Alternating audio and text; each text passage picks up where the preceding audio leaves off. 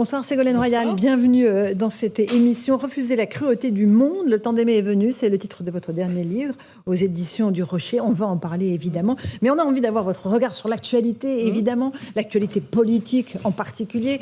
Emmanuel Macron était aujourd'hui en déplacement en Charente-Maritime sur un thème qui vous est évidemment cher, l'éducation et notamment les lycées professionnels. On va d'abord écouter les casserolades parce que maintenant c'est une tradition à chaque déplacement présidentiel. Il y a ces manifestants qui viennent le poursuivre pour lui dire non à la réforme des retraites. Est-ce que c'est un mode de contestation que vous légitimez d'abord? Vous le comprenez, cette utilisation des casseroles? Eh bien, écoutez, c'est pas moi de légitimer. Je crois qu'il y a une liberté de manifester, d'exprimer son désaccord ou ses souffrances par rapport à ce que l'on subit. Je crois que c'est cela surtout qui est en jeu. Mais quand vous dites il va au contact des Français, non.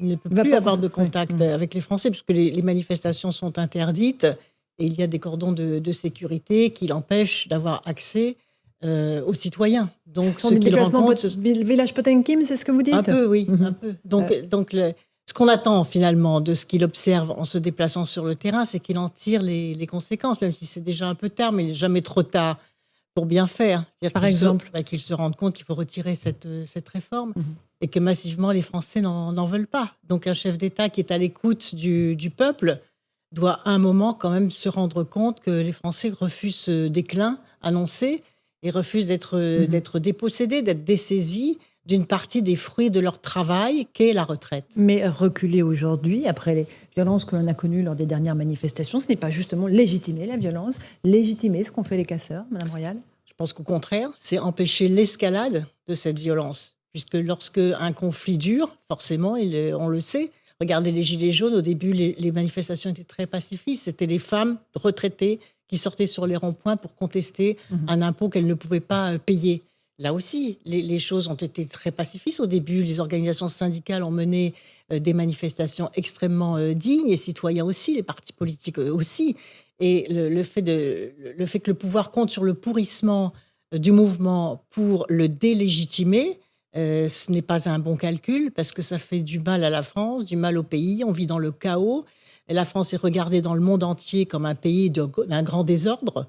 Les gens sont en souffrance, en incertitude, alors qu'il y a tant de choses à faire et qu'il y a tant de choses non seulement à réparer dans notre pays après le Covid, notamment le domaine de la santé et de l'éducation, mais tant de choses à faire pour préparer le futur. Donc là, c'est beaucoup de temps perdu, beaucoup de dépenses budgétaires publiques perdues, beaucoup d'entreprises qui souffrent de ces différentes manifestations, beaucoup de salariés qui perdent du pouvoir d'achat et du fruit de leur travail. Donc c'est beaucoup de dégâts. Beaucoup de policiers blessés. Vous regrettez, j'imagine, ces images terribles de ces policiers en feu et blessés? Mais bien sûr, c'est abominable de voir ça dans notre pays.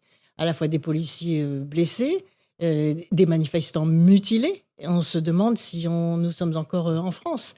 Donc comment se fait-il, c'est la vraie question, comment se fait-il que le pouvoir en place ne se dise pas à un moment, écoutez, on a compris, on n'avait pas bien compris, les tréfonds de la société française, il y a un refus massif malgré justement cette dégradation de la situation. Les Français continuent à refuser massivement cette réforme parce qu'ils se sentent dépossédés du fruit de leur travail, je le répète. Et ça, c'est grave d'aller déposséder les Français de 2 ans de leur travail. Avant d'écouter Emmanuel Macron, une petite question de Dragnel d'Europe 1. J'avais une question pour vous. Je me souviens de votre campagne en 2007 et vous aviez parlé de l'ordre juste. C'est un concept qui avait beaucoup intéressé à l'époque. Et justement, qu'est-ce que c'est l'ordre juste confronté au rétablissement de l'ordre public aujourd'hui dans les manifestations? On le voit bien, tout le monde se sent un peu désemparé face aux casseurs. Qu'est-ce que vous feriez? C'est quoi la solution? Le désordre vient de l'injustice, précisément. Ce que les Français n'acceptent pas, c'est de voir tant d'argent d'un côté, par exemple, dans les dividendes boursiers. Le CAC 40 n'a jamais été aussi florissant. Oui, mais un policier a été brûlé avec des flammes. Non, mais vous me parlez de l'ordre juste. Oui. L'ordre, il vient lorsqu'il y a la justice. Les deux choses sont liées. Si les Français se révoltent aujourd'hui, c'est parce que les décisions sont non seulement brutales, cruelles, mais très injustes.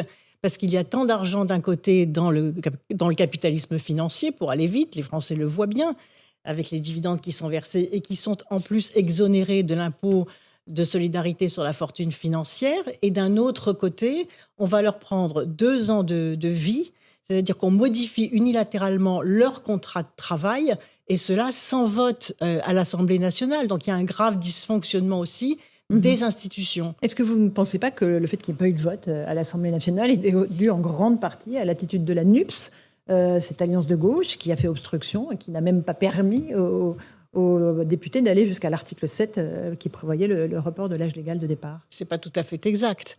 Vous savez, si vous avez un cambrioleur qui vient chez vous, vous faites obstruction, vous fermez votre porte. Donc, l'abaissement des droits à la retraite est vécu par les Français comme un hold-up. Donc, vous faites obstruction. Ce sont les seuls, finalement, la gauche, qui s'est battue vraiment à l'Assemblée nationale pour empêcher ce recul social. On peut toujours contester ou commenter la façon dont ils l'ont fait, mais ils ont utilisé les procédures parlementaires pour empêcher que ce vote soit fait à l'Assemblée nationale. C'est à eux que l'on doit le fait que cette réforme n'ait pas été, que les Français refusaient massivement, n'ait pas été votée. Et le gouvernement, voyant qu'il n'avait pas la majorité, au fur et à mesure du débat, qu'est-ce qui s'est passé? C'est que les parlementaires de tous bords politiques se sont rendus compte, en revenant dans leur circonscription, que les gens, quelles que soient leurs opinions politiques, étaient farouchement opposés à cette réforme, surtout celles et ceux dont la retraite est le principal patrimoine. La retraite, c'est le patrimoine de ceux qui n'en ont pas. Et ils n'acceptaient pas cette violence qui fait que tout d'un coup, on vous retire 2 mois de vie, 2 mois de travail, 2 mois de vie. Et qu'aujourd'hui, 2 ans de vie. On ne vous retire pas 2 ans de vie. On vous retire 2 ans de vie. Non. Mais si, Non, parce que regardez la mortalité aussi dans les métiers les plus difficiles, bien sûr. Beaucoup de gens arrivent à cet âge de la retraite en mauvaise santé, d'une part, et d'autre part, ça vous fait une décote lorsque vous partez à l'âge à laquelle, avant, vous partiez sans décote, vous perdez la surcote, alors que quand vous êtes rentré dans le processus, dans le monde du travail, avec vos contrats de travail, vous aviez cette perspective de partir à la retraite. Donc, vous voyez, c'est très violent. Une modification unilatérale du contrat de travail en cours de route, alors que par ailleurs, les prélèvements ne sont pas faits sur les plus riches. Il y a quelque chose qui ne va pas et qui crée la violence. Est-ce que vous jugez l'attitude de la Première ministre, Elisabeth Borne, à travers toute cette réforme des retraites? Comment est-ce que vous la qualifieriez? Elle a été droite dans ses bottes, elle a tenu le cap, elle a été autoritaire, elle a été pas à l'écoute. C'est pas une question de personnalisation de tel ou tel. C'est une question de... Pourtant, vous la critiquez largement. Dans les formes d'exercice du pouvoir, puisque ne pas avoir reçu l'intersyndicale quand même pendant tout le processus de décision, même dans les pays voisins de l'Europe, les gens ne comprennent pas pourquoi le chef du gouvernement ne reçoit pas les organisations syndicales dans le processus même d'élaboration du texte. Et par ailleurs, aujourd'hui, il y a 2 choses. Il y a d'abord un refus de voir la réalité des choses, c'est-à-dire la façon dont vivent les Français, la façon dont les Français vivent cette réforme avec un sentiment vraiment de grande violence. Ils refusent le déclin du modèle social français. Les Français ont parfaitement compris que si la barrière des retraites basculait, tout le reste bascule, puisqu'ils voient que parallèlement, l'hôpital n'est pas remis à niveau. Vous savez qu'il y a des maternités qui ferment aujourd'hui parce que toutes les infirmières sont en burn-out. Les internes, pareil, il manque des postes. Donc, toutes les promesses qui avaient été faites de remise à niveau du système de santé ne sont pas tenues. Donc, ils se disent qu'il y a une vraie volonté de laisser se dégrader ce qui est notre patrimoine commun et que finalement, la seule valeur qui existe dans cette société, c'est l'argent. C'est-à-dire tout ce qui n'est pas profitable, tout ce qui n'est pas rentable est éliminé, à tel point que la privatisation des services rendus aux personnes vulnérables, comme dans les EHPAD et dans les crèches. Vous avez vu la montée des maltraitances dans les crèches. C'est quelque chose quand même qui révolte, qui fait vraiment mal au cœur. Parce que la privatisation des soins aux personnes vulnérables ne peut pas donner du profit, ni payer les actionnaires. C'est incompatible. Donc, il y a vraiment le choix d'un modèle de société. Et c'est pour ça que les Français, malgré les épreuves qu'ils ont subies, sont farouchement présents pour dire non au basculement et non au déclin. Une question du Usaï de service politique du CNI. J'entends les critiques très sévère que vous formulez à l'encontre d'Emmanuel Macron. Vous semblez dire en fait qu'il est responsable de beaucoup des maux que nous connaissons dans notre société. Il est écrit en première page de votre livre « Le temps d'aimer est venu ». Oui. Est-ce qu'au fond, vous ne considérez pas qu'Emmanuel Macron, son principal problème, c'est qu'il n'aime pas les Français, tout simplement? Est-ce que vous considérez que le problème, à la base, vient de là? Je pense qu'il ne connaît pas les profondeurs de la France parce qu'il n'a pas fait ce cheminement, ce long cheminement. Et d'être élu, d'être sur le terrain, de savoir ce que c'est que manquer, de savoir qu'est-ce que c'est de ne pas pouvoir boucler ses fins de mois. Il n'a pas connu ce cheminement, il a été très protégé. Mais ce n'est pas grave, c'est son cheminement. Mais quand vous avez un profil comme celui-ci, vous vous entourez de gens différents. Mais est-ce qu'il aime les gens ? Vous savez, il n'y a pas plus isolé que celui qui s'entoure de personnes qui lui ressemblent. Mais non. Et le problème, c'est qu'il n'a pas autour de lui des hommes et des femmes qui lui disent non, il faut retirer cette réforme des retraites. Ça ne passe pas, on s'y est mal pris, ça a été mal négocié, c'est une vraie violence, on a mal calculé, mal calibré les choses, on a menti, le gouvernement a menti plusieurs fois, même le Conseil constitutionnel le dit. Et donc, il faut retirer ça. C'est-à-dire, la France subit là une épreuve terrible. On renvoie une image dans le monde entier, regardez la presse internationale, c'est même humiliant. Donc le vrai mystère, c'est pourquoi ce gouvernement, à qui a-t-il promis cette baisse des retraites ? Est-ce que c'est au marché financier ? Est-ce que c'est aux banques ? Est-ce que c'est à l'Europe ? À qui a-t-il promis cette baisse des retraites pour ne pas comprendre qu'il faut retirer ? Et pour répondre à votre question, il y a deux façons d'exercer le pouvoir. Soit aimer le pouvoir et se regarder dans une société comme on voudrait qu'elle soit et non pas comme elle l'est vraiment, soit aimer les hommes et les femmes qui vous ont donné provisoirement ce pouvoir pour que vous en fassiez le meilleur usage, et en particulier pour que vous fassiez du bien, pas pour que vous fassiez du mal. Vous voyez, un pays, c'est comme une famille. Vous ne tapez pas sur la tête de vos enfants en leur disant « on a dit ça, ben on va te taper sur la tête jusqu'à ce que tu obéisses ». Non, on réajuste les choses et on fait grandir ces enfants en les encourageant, en leur donnant le meilleur d'eux-mêmes, en les faisant participer à un projet, en leur donnant une vision sur le futur. Ben, c'est pareil. Pour un pays, il faut arrêter de nous taper sur la figure. Est-ce qu'il y a une alternative politique à Emmanuel Macron aujourd'hui en France, Ségolène Royal ? Pour l'instant, non. Pour l'instant, de toute façon, il y a encore 4 ans. On a l'impression de vivre un fin de règne, c'est ça le paradoxe. Ça va être long, les 4 ans ? Ça va être long. C'est pour cela que moi, j'espère encore qu'il va retirer cette réforme, ramener de l'ordre juste, ramener la paix sociale, pour que l'on puisse passer à autre chose. Regardez là, il y a des alertes qui ont été lancées sur la question climatique, avec l'écart entre les discours et les actes. C'est un chantier quand même extraordinaire, formidable, positif.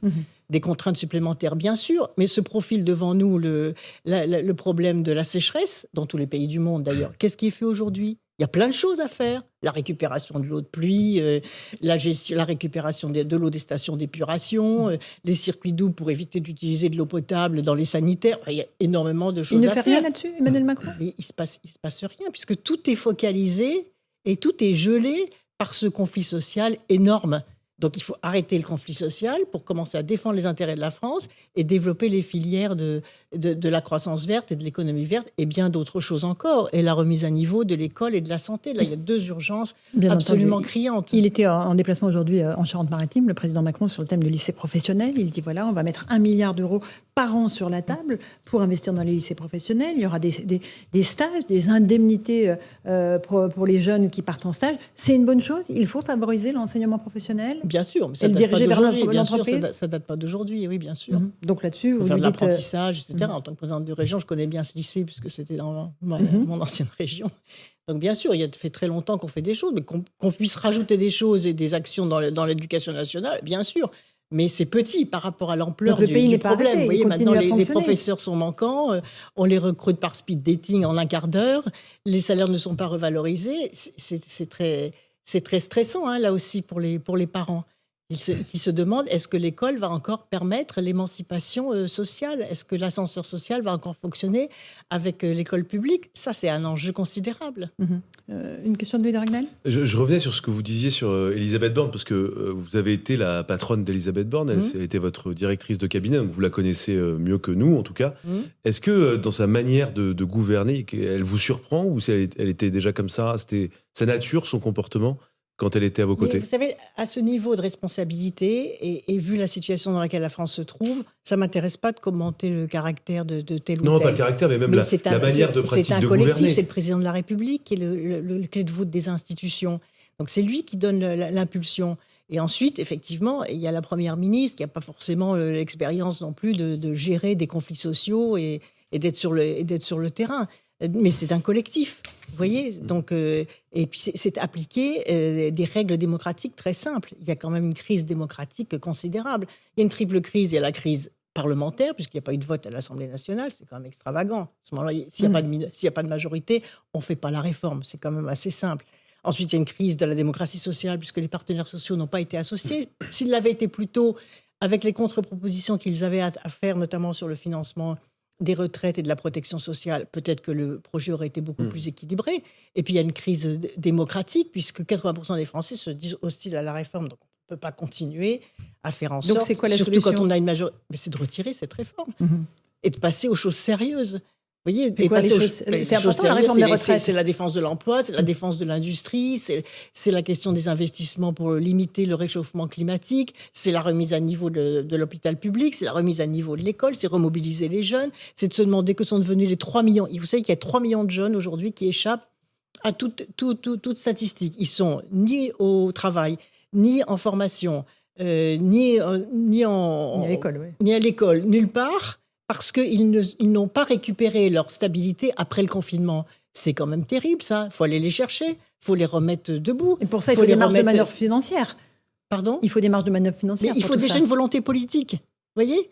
Quelle est la vision de la société ? La vision de la société, ça doit être que tous les jeunes, aujourd'hui, soient soit en formation, soit au travail, soit à l'école. Déjà. Ce n'est pas le cas, puisqu'aujourd'hui, il y a eu beaucoup de dégâts du confinement. Et là, il n'y a pas eu de consolation, il n'y a pas eu de prise en compte de ce qui s'est passé pendant le confinement. Donc, il y a une vraie dégradation des populations vulnérables. Et tout cela, personne ne s'en occupe, puisque tout est focalisé, toute la dépense publique aujourd'hui, c'est sur le maintien de l'ordre. Parce que là, il n'y a pas de limite. Alors que dans l'hôpital, il y a des limites. Il y a des endroits où il y a des manifestations, où les services d'urgence ferment. Mais il y a des dizaines et des dizaines de policiers et de gendarmes. Et pendant ce temps-là, la délinquance explose parce que Emmanuel Macron se déplace et il faut déplacer avec tous les moyens et toute la dépense publique liée au maintien de l'ordre. Et les manifestations aussi, ça coûte très très cher au budget de l'État. Donc vous ne croyez pas que cet argent-là, si le calme revient, de toute façon, je vais vous dire, quand on préside un pays, ce pays doit être calme, c'est tout. Et chaque fois qu'il y a une explosion sociale ou une manifestation, c'est qu'il y a un problème. Parce que moi, je considère que les citoyens sont les meilleurs experts de ce qui les concerne. Et quand ils ont quelque chose à dire, il y a toujours une part de vrai. Donc, si vous considérez que la société française n'est pas telle qu'elle est, mais telle que vous voudriez qu'elle soit, c'est là où il y a un malentendu. Yohann Usaï. Aujourd'hui, quand on vous écoute, il n'y a absolument aucun doute. Vous êtes dans l'opposition à Emmanuel Macron. Ça n'a pas toujours été le cas. Vous l'avez soutenu à un moment donné. Il y a encore un an, quand on vous interrogeait, juste après sa réélection, vous disiez, si Emmanuel Macron m'appelle et me demande d'être sa première ministre, effectivement, je réfléchirai. Vous disiez, Matignon, ça ne se refuse pas. Aujourd'hui, quand on vous écoute, clairement, vous diriez non. Et vous ne trouvez pas que la situation du pays s'est énormément dégradée ? Il y a 80% des Français qui disent non aujourd'hui. Et à travers le monde, tous les amis de la France se demandent ce qui se passe. Tous les amis de la France souffrent avec nous de la situation, du chaos dans lequel nous sommes. Ça ne suffit pas, des policiers blessés, des manifestants mutilés, les images que l'on voit tous les jours. Ça, depuis des semaines et des semaines, c'est incompréhensible. Aucun pays européen, aucun leader européen n'aurait pas déjà retiré la réforme. Aucun. Donc qu'est-ce que c'est que ce pouvoir ? Pourquoi et comment ? Et moi, je souhaite, je ne suis pas dans l'opposition, je souhaite que mon pays aille mieux. C'est pour ça que j'écris ce livre aussi, avec mon expérience. Nos voisins espagnols sont passés à 67 ans il y a quelques semaines sans aucun problème, sans aucune manifestation. Ce n'est pas exact. On a beaucoup opposé les pays européens les uns aux autres. On a regardé ce qui se passait ailleurs. Mais il y a la durée de cotisation qui est différente. Il y a soit la durée de cotisation, soit à l'âge de départ. Deuxièmement, les retraites sont indexées sur l'inflation. Et en 2017, quand Emmanuel Macron est arrivé aux responsabilités, les retraites étaient indexées sur l'inflation d'une part, et d'autre part, il y avait les critères de pénibilité qui permettaient aussi de partir plus tôt. Ces deux éléments clés de la sauvegarde des retraites ont déjà été retirés. Et ils avaient dit à l'époque, c'est pour sauver le système de retraite. Alors pourquoi une nouvelle réforme ? C'est ça qui est incompréhensible. À qui veulent-ils donner des gages ? Et moi, je pense qu'ils veulent donner des gages au marché financier pour que les gens aient peur et qu'ils prennent des assurances privées, des assurances bancaires, des assurances dans le système privé, parce que les retraites, c'est 340 milliards d'euros, même un peu plus, et que ça a été promis aux assurances privées. Et si les gens ont peur, ils vont aller vers les assurances privées. Ils ont bien compris ça. Et comment ils vont les payer, leurs assurances privées ? Et vous, est-ce que vous avez peur de la montée des populismes aujourd'hui dans notre pays ? Est-ce que l'extrême gauche, incarnée par Jean-Luc Mélenchon, ne vous fait pas peur, Ségolène Royal ? Pas du tout. Non. Quand il dit « ah bah la police », moi, j'ai pas peur de la démocratie. La police tue. Et j'ai pas peur des partis politiques. Donc, il y a aussi une tentative aujourd'hui de diaboliser les oppositions, notamment l'opposition à gauche. Plus d'ailleurs, curieusement, que de diaboliser l'extrême droite. C'est très curieux dans les discours politiques des dirigeants actuels. Pourquoi il y a ça ? Je pense que c'est parce que, en diabolisant, si vous voulez, les porteurs de la colère, vous diabolisez aussi et vous disqualifiez le mouvement social. Il y a quand même, Ségolène Royal, il y a quand même des propos qui ont été tenus par Jean-Luc Mélenchon. J'en cite un. le 1er mai, justement, juste avant la manifestation, Jean-Luc Mélenchon appelle à l'insurrection pour renverser l'ancien régime. Non, il n'a pas rappelé à l'insurrection. Ah si, il a envoyé ces mots-là. Je vous assure. L'insurrection. Bon. Non, il a parlé de la mauvaise République et il y a eu 2 propos. Alors, je ne pense pas qu'il y ait eu l'insurrection. Contre l'ancien régime qui est la 5e République. Madame Royal, vous trouvez qu'elle fonctionne bien, la République? Je pose la question. Est-ce que les Français pensent que la République... Il y a des propos qui sont très durs tenus par Jean-Luc Mélenchon. La mauvaise République, ça veut dire une République qui fonctionne mal. Est-ce que la République fonctionne bien aujourd'hui? Vous trouvez que la République fonctionne bien? Allez dire ça aux leaders du monde entier. Oui, la République française fonctionne très très bien. C'est tout. Donc la République, oui, elle fonctionne pas bien, la République. Et ça, que vous soyez de droite ou de gauche, peu importe les partis politiques, vous avez envie que la République fonctionne bien, que chacun soit à son poste, que chacun exerce ses responsabilités, qu'il y ait une fluidité dans la décision politique pour tenir compte de la vie des citoyens. Est-ce que ça fonctionne bien? Non. Refuser la cruauté du monde, le temps d'aimer est venu. Merci beaucoup Ségolène Royal d'être venue ce soir dans Punchline aux éditions du Rocher. Bonne soirée à vous. Dans un instant sur CNews, Christine Kelly.